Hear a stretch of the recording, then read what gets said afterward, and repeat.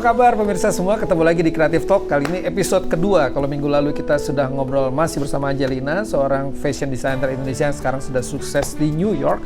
Dia bekerja di New York Company, dan dia punya latar belakang bisnis dan fashion. Minggu lalu kita udah ngobrol-ngobrol soal masa inspirasi tentang bagaimana prosesnya sampai Angelina masuk ke dalam dunia fashion di New York. Kali ini kita akan lebih seru lagi karena Angelina membawa beberapa produk-produknya yang akan dijual online. Sudah dijual online ya? Udah. Oke, Ina, ini sekarang cerita lagi nih. Kemarin kan kita udah ngomongin soal inspirasi ya, sudah ngomong soal Ina bekerja di dunia fashion di New York. Itu sekarang Ina mengembangkan satu usaha sendiri sekarang. Iya. Apa nih? Boleh cerita sedikit? Iya, namanya Mahisi. Mahisi is a line of accessories yang tujuannya untuk promote Indonesian culture dan juga untuk create sustainable income for the artisans. Karena ini semua dibuat dari Indonesia oleh Indonesian artisans, dari tenunnya, leathernya. Indonesian artisans maksudnya dibikin di Indonesia? Di mana dibikinnya? Kalau boleh tahu di mana? Ya, di Bali. Bikinnya di Bali. Tapi tenunnya itu dari Rote Island. Dari Rote Island, dari Pulau Rote. Pulau Rote. Iya, dari Pulau Rote. Dari Pulau Rote. Iya. Itu gimana mendesainnya itu? Gimana sampai bisa seperti ini desainnya? Jadi emang I always wanted to go back to my roots. Jadi setelah di Amerika 18 tahun, kemudian berpikir untuk Indonesia. Terus selalu pengen, bisa apa nih yang buat bawa Indonesian products ke all over the world gitu. Dan saat ini di Amerika jualnya online shop di Amerika base-nya. Dan I always wanted to do that gitu. Tapi waktu itu belum tahu kita bisa bawa baju maybe batik atau tenun ikat dalam bentuk baju karena background aku kan di baju kan. Tapi setelah dipikir-pikir kayaknya waktu itu inspired by traveling juga, mungkin kayaknya ada bagusnya untuk accessories aja yang mungkin bisa dibuat jalan-jalan gitu misalnya. Jadi waktu itu juga kebetulan ketemu sama the founder of Rote Foundation, Monica, teman aku juga.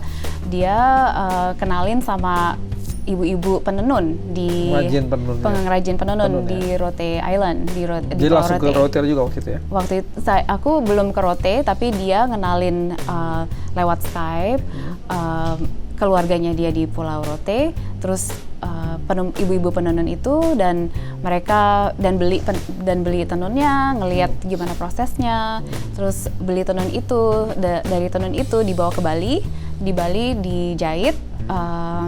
Aku kerja sama penjahit-penjahit di Bali based on my designs. Terus mereka buat, terus aku bawa ke Amerika untuk dijual.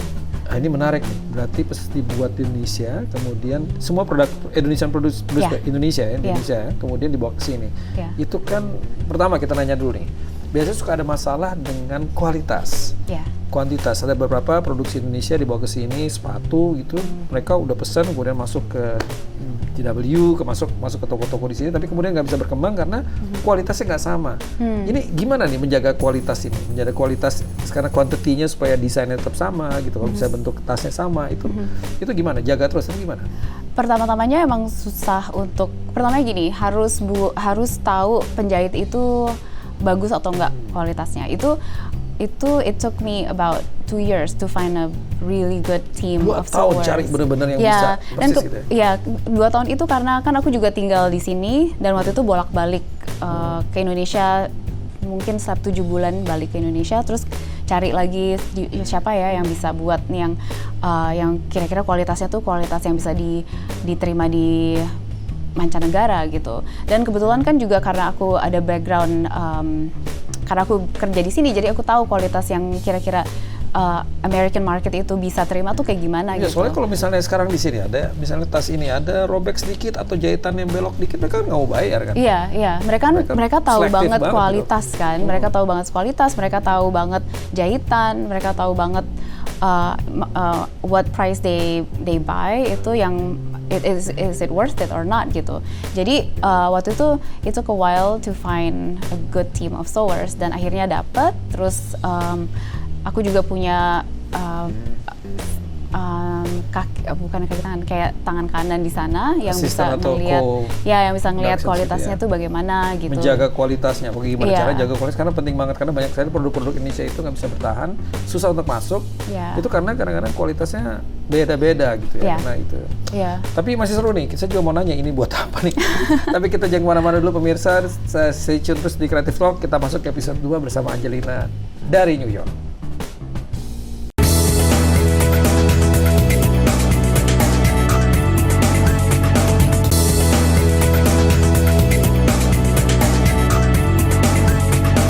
Pemirsa, masih di Creative Talk bersama saya Naratama dan Angelina ada di sini. Kita masih ngobrol soal masalah kualitas produksi Indonesia, desain Indonesia supaya bisa masuk ke Amerika, terutama di New York.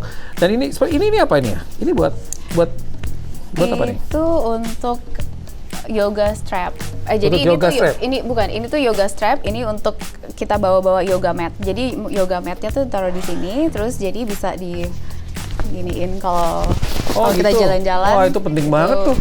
Di sini orang yoga di mana-mana tuh di New York tuh kan. Iya, makanya ini sebenarnya tuh one of the best sellers, banyak banget. Best seller? Iya, banyak banget ya. Kalau boleh tahu berapa the best seller harga seperti itu? Ini dijualnya $45. $45 di sini $45. Ya. Kalau misalnya dibandingkan dengan kompetitor yang lain, harga-harganya berapa? Lebih mahal atau lebih murah? Kira-kira sama, ya. Kira-kira sama. Harganya aku harus mastiin kalau ini tuh bisa harganya kompetitif lah untuk pasaran di sini. Jadi nggak terlalu mahal dan nggak terlalu murah juga. Lagian juga the value ini tuh karena ini tuh kan handmade, ini tuh everything is handmade. Tapi ini tuh kan hand weave dan ini juga support ibu-ibu penenun di Pulau Rote. Ya, dan 10% dari penjualan kita emang selalu di donate balik ke Pulau Rote. Gitu. Melalui Rote Foundation. Ya. Menarik banget. Tapi ada tulisannya nggak di situ Made in Indonesia? Nggak ada tulisannya. Nggak ada. Tapi setiap pembelian itu dikasih package gitu. Ada keterangannya di situ. Ada tasnya sendiri untuk jadi ada kira-kira dust bag namanya. Jadi kita tuh ada kasih lihat kalau this is boxnya lah pokoknya supaya jadi orang bisa ini buat apa, dari mana, jadi dari orang mengerti dan maknanya ya dibuat dari siapa, supporting apa gitu. Jadi ada story behind every product. Gitu. Tapi tadi best seller udah kejual berapa banyak? Wah, berapa banyak ya? Boleh tahu nggak? Berapa juta? Amin. Kira-kira aja kira-kira. Berapa ratus lah gitu. Mulai. Tapi kira-kira ini mulai kapan sih online-nya? Online-nya tuh benar-benar aktifnya itu tahun Desember 2016. Oh, baru loh, baru sekitar 2-3 tahun ini ya masih inilah. Ya, baru sih. Tapi udah banyak pembeli. Orang beli biasanya lewat mana? Langsung online order? Ya, online order atau enggak pertamanya aku ke kayak kalau ada itu Artisan Fleece atau enggak kalau ada event untuk pop up itu. Oh, ikutan dulu gitu. Ya, ikutan pop up. Cuma lama-lama online store aja sih sekarang. Kenapa pop up sama lebih enak? Lebih enak online store, iya. Terus kemudian promosinya lewat mana? Instagram, Google Ads, macam-macam. Google Ads gitu. Iya, kebanyakan sih Instagram. Banyak Instagram. Iya. Jadi semua produk-produknya ini di sini ada juga, nanti kita lihat di sini juga ada websitenya ya. Websitenya apa? Shopmahisi.com. Shopmahisi.com. Sering sekali ada pertanyaan, gimana caranya supaya produk Indonesia itu bisa masuk ke Amerika, masuk ke New York misalnya gitu, tapi sesuai dengan taste mereka gitu kan? Karena orang sini kan punya taste gitu kan? Kan taste kita belum tentu sama, kita makannya juga beda rasanya. Itu gimana sih caranya supaya diterima gitu, supaya mereka mau beli gitu? Good question. Sebenarnya ya kita harus udah tahu gimana ya, kita harus punya eye aja untuk ngerti consumer Amerika tuh sukanya apa, warnanya tuh apa yang kira-kira mereka suka, dan stylenya tuh kayak gimana.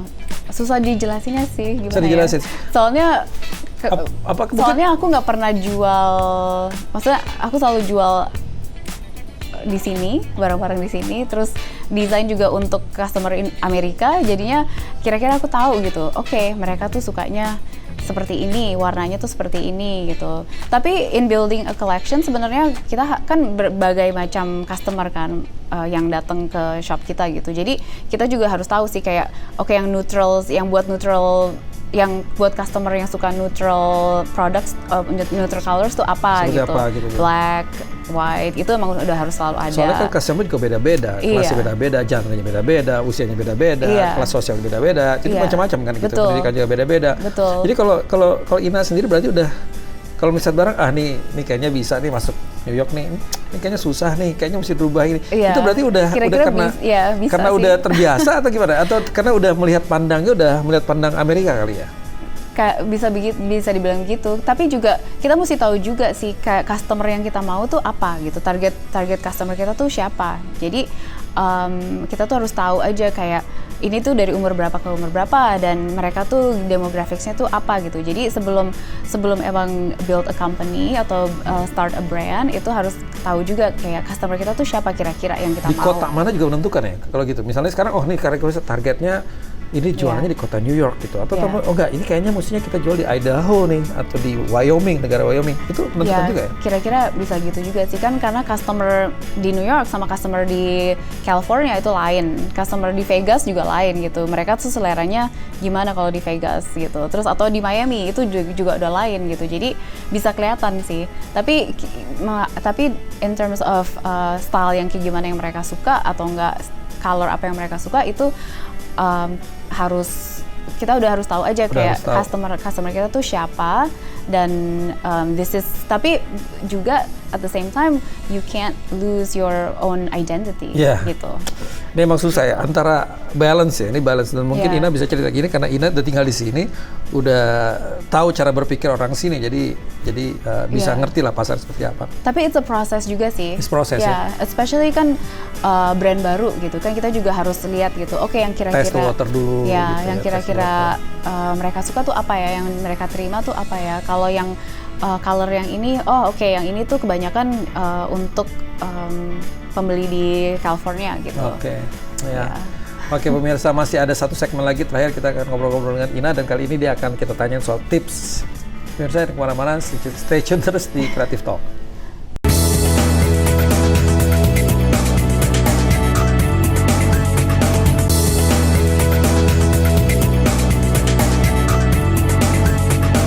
Kembali lagi di VOA Creative Talk. Kali ini kita udah masuk segmen terakhir. Kita udah ngobrol 1 jam nih.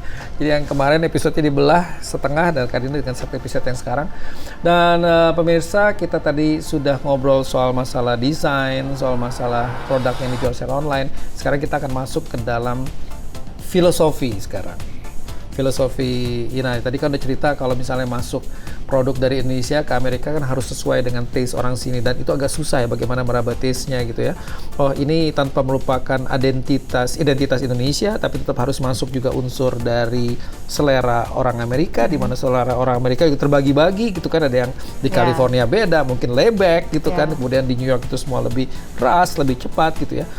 Kira-kira Ina sendiri kan sebagai orang Indonesia nih, ini menarik banget nih, udah lama tinggal di New York, tapi masih tetap cinta produk-produk Indonesia dan tetap masih punya cita-cita membawa produk Indonesia masuk ke New York. Kira-kira tips apa sih kalau misalnya baik buat anak-anak muda atau teman-teman milenial atau siapapun yang ingin, aku pengen sekolah fashion sih, aku pengen nembus ke New York nih. Kira-kira ada tips nggak dari Ina? Apa mesti disiapin oleh para desainer muda kita? Yang perlu disiapin sih passion sama kerja keras. Passion sama kerja keras. Passionate. You have to be passionate with what you do and what you want to do. Kalau ada passion itu pasti ada jalan, pasti dikerjain gitu. Nggak bakalan ngeluh, nggak bakalan mikir, aduh ini susah banget, mau berhenti. Kalau misalnya emang beneran passionate jalan banget, terus pokoknya gimana caranya jalan terus. Kalau misalnya lagi nggak ada duit gitu tetap jalan terus gitu ya, tetap pasti ada caranya, gitu. Iya.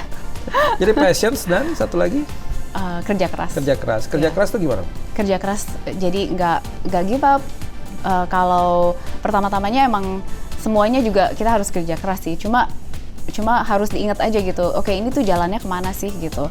Kalau emang kita benar-benar mau untuk reach satu goal itu, ya harus dikerjain gitu. Jangan setengah-setengah dan harus mikir ini kan untuk goal kita yang ke situ gitu. Jadi ya sebenarnya tuh kayak dream juga sih ya. Harus pokoknya motivate yourself gitu ya. Pokoknya ada vision kemudian itu. Nah, Tapi pertanyaannya sekarang, kalau misalnya kita sudah punya nih motivation segala macam, passionnya tinggi, tapi dari sisi kreativitas gimana? Bagaimana sih caranya supaya kita bisa terus berkembang gitu ya?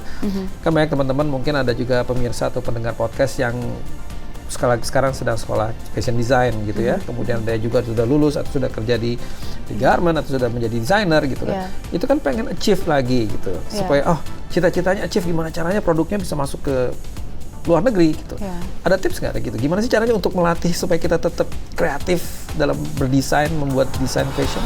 Sebenarnya sih ngebalance aja, jangan sampai burn out aja pokoknya. Kalau orang kreatif itu kan kita harus ada balance dari kerja dan hidup juga kan. Harus, kalau personally, kalau aku tuh ngelihatnya harus menangin diri juga gitu. Kalau misalnya terlalu banyak pikiran, terlalu kejar deadline, itu jadi burn out. Beban pikiran, gitu. Patah hati gitu segala macam itu udah waduh gimana nih, putus cinta gak bisa gambar nih gimana. Nah itu kan biasanya kan suka ngeganggu. Tapi banyak juga kan kalau yang dari patah hati jadi inspire dia untuk justru karena dia putus cinta malah dia bisa menciptakan karya gitu kan. Iya. Sebenarnya ya harus ingat aja gitu kalau kita tuh harus ngebalance aja gimana supaya kreativitas kita nggak ke cut sama burn out gitu. Jangan sampai kita tuh kayak ngeblok, kan ada writer's block gitu kan. Ya jadi istilahnya tuh ya kita harus untuk situ tuh try to balance harus cari space buat to yourself gitu, harus gimana lagi gitu ya, menata diri gitu ya. Tapi dari sisi artnya gimana? Dari sisi artnya apakah harus, karena fashion harus terus menonton TV atau terus apa kira-kira yang sebagai fashion designer tuh harus selalu lihat apa gitu loh? Harus lihat tren sih, harus